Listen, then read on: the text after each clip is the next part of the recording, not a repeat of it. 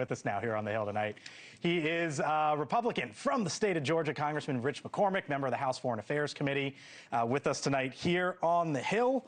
Hello, sir. And good to see you again. Good, nice to see you. I should let our audience know, served in the Navy, served in the Marines, helicopter pilot, so these foreign issues you know a thing or two about, obviously.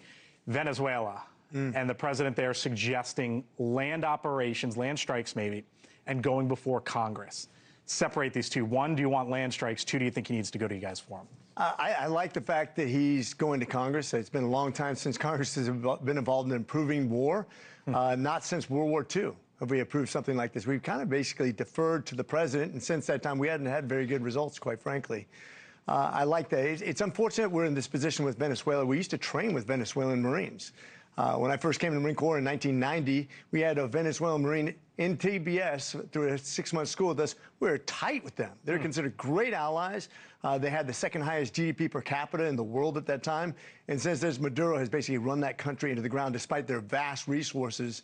And now they're basically contaminating our society with their drugs, with fentanyl overdoses and everything else they're trying to bring here. They brought crime here. They've emptied their jails and sent people here through illegal immigration into America. The question is, what are they trying to take out on land? Would you be in favor of the general concept? You know, I don't want to put troops on the ground, or at least anybody other than special forces. I don't want to have direct contact with the enemy. Right. But I wouldn't mind taking out stuff that we agreed on between, well, obviously we're not going to agree with Maduro on anything, right. But if there's something nefarious that's earmarked for America, we can get eyes on target, and we know it's something that's going to do death and destruction to America. I've always said that. It doesn't matter if you're in Iran or Venezuela or anywhere on this world. If you're meaning to do harm to the United States, you are a target. Is there, obviously the president talks about the drugs, and you hear him talk about that nonstop with this issue. Venezuela also has the largest oil reserves in the world. Do you think there's some sort of oil play here and putting pressure elsewhere on the world? I mean, we just saw, obviously, major sanctions against Russia. Do you think there's something there as well? Well, there's always finances that work into politics, right? So you have a guy who literally could have an unbelievably wealthy country, but he's tried socialism again. Imagine that. It didn't work this time, just like every time. But we've done the same thing with Cuba.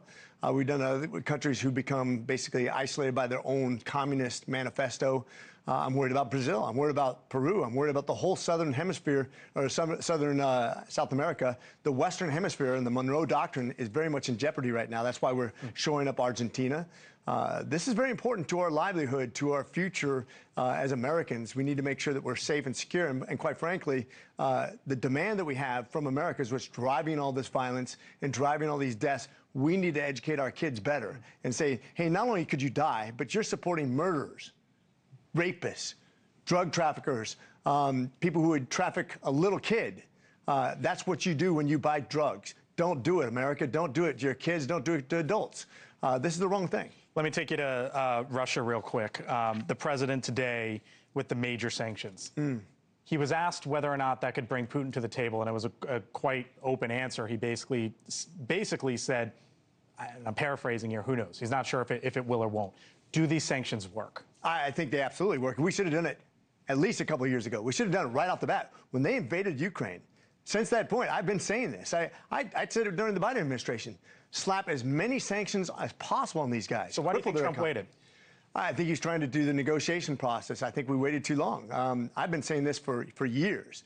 Not only do you sanction everything you can in Russia, you grab back all their investments overseas, which we did. We passed a NATO law. When I was a NATO parliamentarian, it was my bill. Right. Grab their investments from all over the world and use it against them.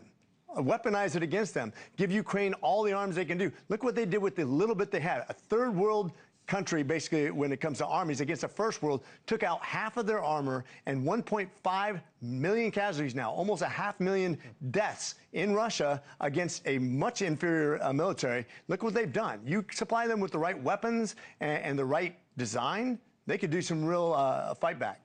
So we've been around the world, Venezuela, Russia. Let me take you to the moon for a second, because you are also on the Science, Space, and Technology Committee. The Transportation Secretary, Sean Duffy, said this earlier this week, and then we'll take it up from there.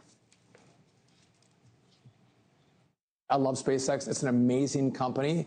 The problem is they're behind. They push their timelines out, and we're in a race against China The president and I want to get to the moon in this president's term, so I'm going to open up the contract.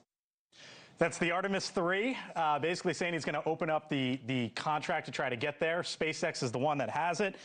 Oh boy, Elon Musk is none too thrilled. He's calling him Sean Dummy. He says he wants someone, the person responsible for America's space program, can't have a 2-digit IQ, and they're going back and forth, and I can show you all the mud.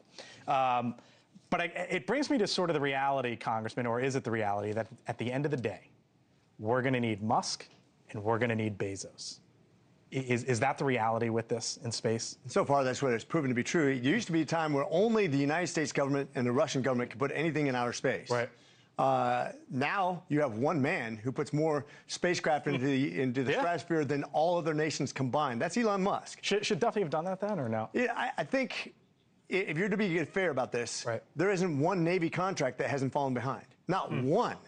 The best contract we have, I think, is about 6 months behind and 150% over budget. So if you're going to be fair, do it to every contract that's fallen behind, which would be most military contracts. When you continue to change the specs, and you're talking about a guy who rescued us when we had stranded astronauts abroad, just stick to the contract unless you see something egregious.